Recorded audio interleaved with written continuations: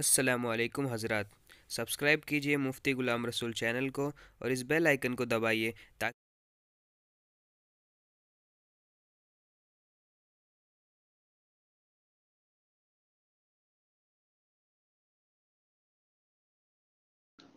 بسم اللہ والصلاة والسلام علی رسول اللہ۔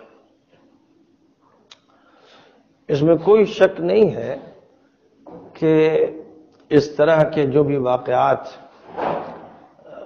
عیسائیوں کی طرف سے پیش آتے ہیں تو وہ صلیبی دہشت گردی کا ہی حصہ ہوتے ہیں، لیکن جہاں صلیبی دہشت گردی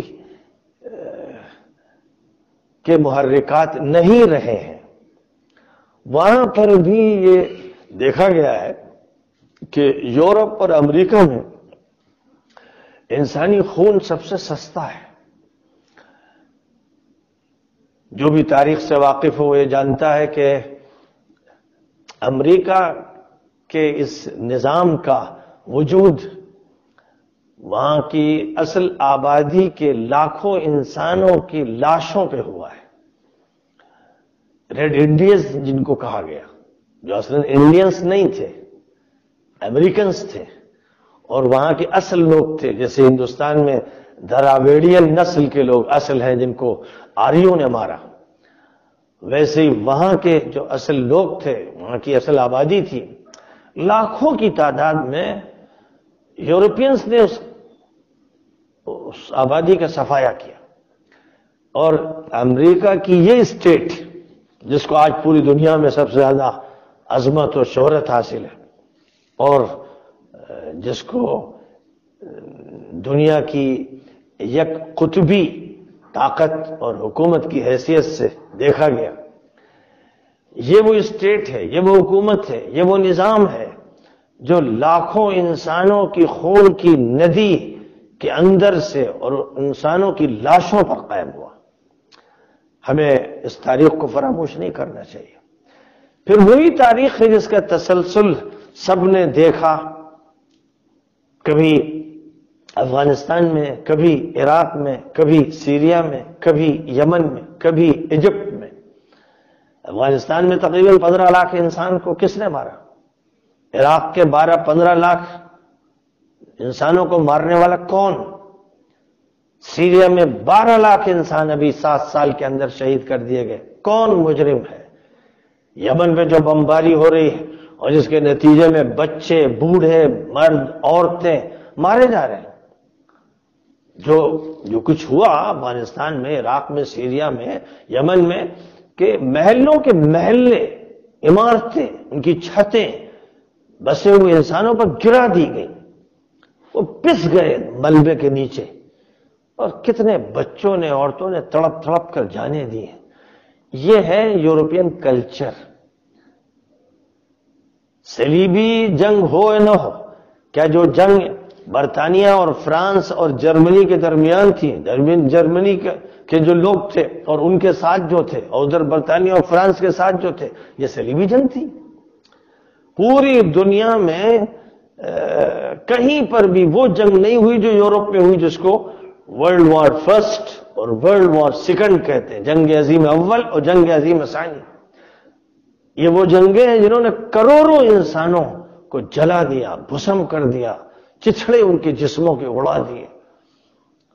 یہ کیوں لڑی گئی؟ کروڑوں انسانوں کی کوئی قیمت نہیں۔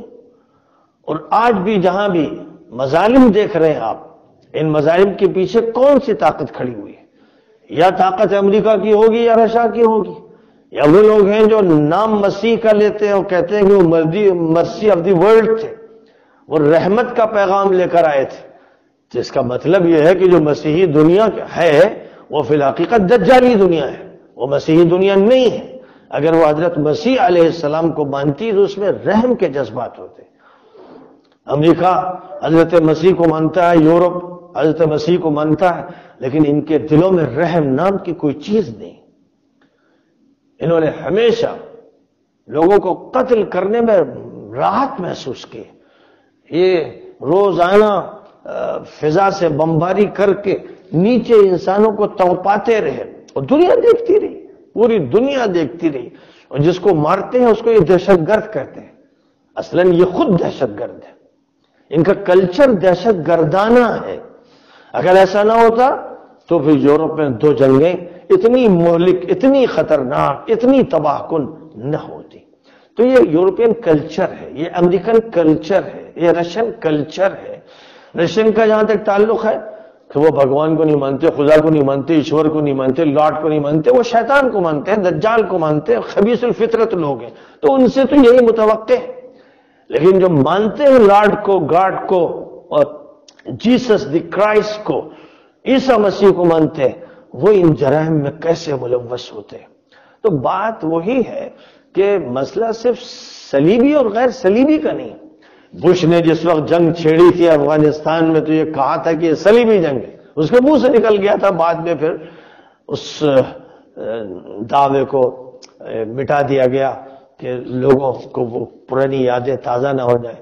لیکن سب جانتے ہیں کہ بش نے جو جنگ چھیڑی تھی تو یہ کہا تھا کہ یہ صلیبی جنگ. تو مسلمانوں کے مقابلے میں جب کبھی وہ اپنی دشمنی کا، دہشت گردی کا، اپنی حیوانیت بلکہ اپنی درندگی کا مظاہرہ کرتے ہیں تو اس کے پیچھے تو صلیبیت کے منفی جذبات ہوتے ہیں، اس کے پیچھے زہریلے ناگ ہوتے ہیں، اس کے پیچھے مجرم ہوتے ہیں، خون انسانی کے پیاسے ہوتے ہیں، آدم خور بھیڑیے ہوتے ہیں. اور پوری تاریخ بھری ہوئی ہے اس سے. ہم جانتے نہیں کیا ہندوستان میں ہم جانتے نہیں کہ کیا صلیبی جنگ یہاں ہندوؤں سے تھی؟ لیکن یہاں جب عیسائی آئے تو وہ آئے تھے تاجر بن کر. پھر اس کے بعد ان کی دہشت گردی کا جو درندگی کا چہرہ تھا وہ سامنے آیا. پورے ملک پر وہ دھیرے دھیرے قابض ہوتے گئے، ہتھیار سپلائی کرتے گئے، دھیرے دھیرے قلعے بناتے گئے، دھوکے کے ساتھ، عیاری کے ساتھ، دہشت گردی کے لیے. انہوں نے بنگال کی حکومت ختم کی، کرناٹک کی حکومت ختم کی، اور اس کے بعد پورے ملک کو لپیٹے ہوئے دلی پہنچ کر لال قلعے پر اپنا جھنڈا لہرایا. کیا وہ دہشت گرد نہیں تھے؟ ہندوستان کو سونے کی چڑیا کہا جاتا تھا. یہ سونا لوٹ کے لے گئے، یہاں کی دولت لوٹ کے لے گئے. یہ وہ مجرم ہیں، انہوں نے کسی ملک کو نہیں چھوڑا. یہی وہ لوگ ہیں جنہوں نے فلسطین میں یہودیوں کو لا کر آباد کیا، لاکھوں فلسطینیوں کو بے دخل کیا، اور 1948 سے ان کا نہ صرف یہ کہ ملک قائم کروا دیا، ان کی ریاست مسلط کروا دی، بلکہ مسلمانوں کو ذبح کرنے، قتل کرنے، بچے ہوں یا عورتیں ہوں یا بوڑھے ہوں، ان کے ساتھ مظالم کرنے کی جو تاریخ ہے، رنگین، خون سے رنگین، کیا وہ ہماری نگاہوں کے سامنے نہیں ہے؟ اس لیے یہ بات یاد رکھنا چاہیے کہ یورپین کلچر، امریکن کلچر ایک تو فی نفسی خود مریض کلچر ہے. وہ لوگ جو امریکہ کے دل دادا ہیں، ہمارے بے شمار دانشور مسلمان جو کہلاتے ہیں، بے دانش، بے عقل ہیں، جو امریکہ کی پوجا کرتے رہے، جو یورپ کے اوپر اپنی رال بہاتے رہے یا اس کے تلوے چاٹتے رہے، انہیں تو کم از کم عقل آنی چاہیے کہ وہ تو محمد الرسول اللہ صلی اللہ علیہ وسلم کے امتی ہیں، جن کے بارے میں فرمایا گیا وما ارسلناک الا رحمتا للعالمین. جنہوں نے مکہ فتح کیا، جب قاتل آپ کی نگاہوں کے سامنے تھے تو فرمایا جاؤ میں تم کو چھوڑتا ہوں، کسی سے انتقام نہیں لیا. یہ ہے، اس کو کہتے ہیں مرسی آف دی ورلڈ محمد صلی اللہ علیہ وسلم. جب مسلمانوں نے صلیبیوں سے فلسطین آزاد کرایا تو پھر صلاح الدین ایوبی نے خون نہیں بہایا. صلاح الدین ایوبی نے لوگوں کے ساتھ عفو درگزر کا معاملہ کیا. لیکن جس وقت صلیبیوں نے فلسطین پر قبضہ کیا تھا تو مورخین کا بیان ہے کہ خون کی ندی بہ رہی تھی، کہ گھوڑوں کی جو ٹاپے نہیں، گھٹنے تک خون خون تھا. یہ کلچر ہے یورپین، اس کو سمجھنے کی ضرورت ہے. اس لیے میں سب سے پہلے تو ان مسلمانوں سے کہتا ہوں جو یورپین کلچر اور امریکن کلچر کے دیوانے ہیں اور اس کے فیشن کے دیوانے ہیں، فلموں کے دیوانے ہیں، ان سے کہتا ہوں کہ ہوش میں آؤ اور ذرا صحیح جو تصویر ہے اسے دیکھو. کچھ تو غیرت تمہارے اندر پیدا ہو. تم کو چاہیے کہ تم صحیح معنی میں اسلام کے نمائندہ بنو، اسلام کی دعوت دو، رحمت للعالمین کا جو پیغام رحمت ہے اسے پہنچاؤ. تم صرف روٹی کے لیے، کپڑے کے لیے، مکان کے لیے یورپ میں رہتے ہو، پیسے کے لیے، ڈالر کے لیے تم یورپ میں رہتے ہو، ان علاقوں میں جاتے ہو. جانا چاہیے تھا اسی طرح جیسے صحابہ کرام گئے تھے، کہ دعوت کے لیے گئے تھے، اصلاح کے لیے گئے تھے، انسانیت کے لیے گئے تھے، نبی کی رحمت بانٹنے کے لیے گئے تھے. آج یہ سب سبق ہیں، یہ تنبیہات ہیں، یہ اللہ کی طرف سے کوڑے ہیں مسلمانوں کو متنبہ کرنے کے لیے کہ اے مسلمانوں جہاں بھی رہتے ہو وہاں نبی کا کردار پیش کرو، وہاں تم انسانیت کی دعوت دو، اخلاق پھیلاؤ اور نبی کی رحمت کا سبق دو۔ یہ بنیادی طور پر بات ہے، اس کو سمجھنا چاہیے کہ یہ جو واقعہ پیش آیا ہے یہ ایک ایسا واقعہ تھا جس میں ایک شخص نے مسلسل گولیاں چلائیں، جس کے نتیجے میں ایک مسجد میں تقریباً 40 انسان شہید ہو گئے۔ لوگ نماز پڑھ رہے تھے، جمعے کی نماز ادا کر رہے تھے، وہ اللہ کی طرف متوجہ تھے، اور ایک یہ مجرم درندہ آیا جس کے دل میں نفرت بھری ہوئی تھی۔ لیکن یہ ایک واقعہ نہیں ہے، پورے یورپ میں ادھر 2-4 سالوں کے اندر بلکہ 10 سال کے اندر اتنے واقعات پیش آئے ہیں۔ کبھی مسجد پر کسی نے بم پھینک دیا، کہیں تیل چھڑک کر آگ لگا دی، کہیں کسی کو مار دیا، کسی کی داڑھی نوچ لی، کسی عورت کا برقع نوچ لیا۔ کتنے واقعات یورپ میں پیش آ چکے ہیں۔ ہمارے ملک میں جو موب لنچنگ کے واقعات ہو رہے ہیں وہ بھی نفرت کی ایک آگ ہے، زہر ہے جو ڈال دیا گیا ہے جسموں میں، اور اسی زہر کو پھیلانے کے لیے کئی ایسے اس ملک میں لوگ ہیں جو سوشل میڈیا کا استعمال کر کے، چینلوں کا استعمال کر کے پورے ملک کی آبادی میں زہر پھیلا دینا چاہتے ہیں، اور ہم سنتے ہیں۔ تب ظاہر ہے کہ جب یہ زہر عام ہوگا تو کوئی نہ کوئی پاگل، کوئی دیوانہ کھڑا ہوگا۔ ابھی آپ نے دیکھا تھا کہ کشمیریوں پر حملے ہو رہے تھے، ہمارے اسی لکھنؤ میں ڈالی گنج میں جو 2 کشمیریوں پر 2 حیوان درندے مسلط ہو گئے تھے، دنیا نے دیکھا، حکومت نے ان کے خلاف کارروائی کی، یہ اچھی بات ہے اور کرنی ہے۔ آج وہاں پر بھی جب اس آسٹریلین نے حملہ کیا تو آسٹریلیا نے اور نیوزی لینڈ کی حکومت نے یہ کہا کہ یہ دہشت گرد ہے، انہوں نے اس کو اور جو اس کے ساتھ تھے جن کو گرفتار کیا گیا 4-5 افراد کو، ان کو دہشت گرد کہا گیا۔ لیکن کیا اس کی بنیاد پر یہ کہا جائے گا یہ عیسائی دہشت گردی ہے؟ نہیں کہا جائے گا، کیونکہ عیسائی دہشت گرد نہیں، مسلم دہشت گرد نہیں، ہندو اصلاً جو صحیح معنی میں وہ دہشت گرد نہیں۔ دہشت گرد کچھ زہریلے ناگ ہیں، دہشت گرد وہ ہیں جن کے اندر نفرت کوٹ کوٹ کے بھری گئی ہے، اور جب وہ بھری گئی تو اس وقت اس کا علاج ہونا چاہیے تھا، اس کو ڈیفیوز کرنا چاہیے تھا، جو نہیں کی گئی، جس کے یہ نتائج نکلتے چلے آ رہے ہیں۔ خدا نخواستہ یہ نتائج کہیں بھی نکل سکتے ہیں۔ ہم سب جانتے ہیں کہ اسی ہندوستان میں تقریباً 25,000 فسادات ہوئے جن میں معصوم لوگوں کو اس طرح کاٹا گیا جیسے گاجر مولی کاٹ دی جائے۔ ہوا کہ نہیں ہوا؟ اور ابھی وہ جو امریکن اور یورپین کلچر کے دلدادہ عرب ملک اور ان کی حکومتیں، ان کے قتل کی وارداتیں تو ایسی ہیں اور ایسی ہیں کہ ان وارداتوں کے سامنے یہ واقعات تو کچھ حیثیت ہی نہیں رکھتے۔ مصر میں نمازیوں کو، قرآن پڑھنے والوں کو رابعہ کے میدان میں گولیوں سے بھون دیا گیا، گولیوں سے، جو بیٹھے ہوئے قرآن پڑھ رہے تھے، رمضان کی یاد رمضان میں لگے تھے، رمضان کے اعمال میں 10,000 انسانوں کو گولیوں سے بھون دیا گیا۔ میں پوچھتا ہوں، دانشوروں سے پوچھتا ہوں، مولویوں سے پوچھتا ہوں، مسلمانوں سے پوچھتا ہوں، اس پر تم کتنا تڑپے؟ سعودی عرب میں 45 نوجوانوں کو کاٹ کے پھینک دیا گیا، گردنیں کاٹ دی گئی، کتنا تڑپے؟ اور سیریا میں ابھی 7 سال میں 12 لاکھ انسان ذبح کیے گئے ہیں، گولیوں سے مارے گئے، بموں سے مارے گئے، میزائلوں سے مارے گئے، اوپر سے بم گرا کر، گھر توڑ کر، محلے تہس نہس کر کے، ملبے کے نیچے انہیں تڑپا تڑپا کے مار دیا گیا ہے۔ یہ سب ہوا، اس پر کتنے لوگ بے چین ہوئے، کتنے تڑپے، کتنے بل کے۔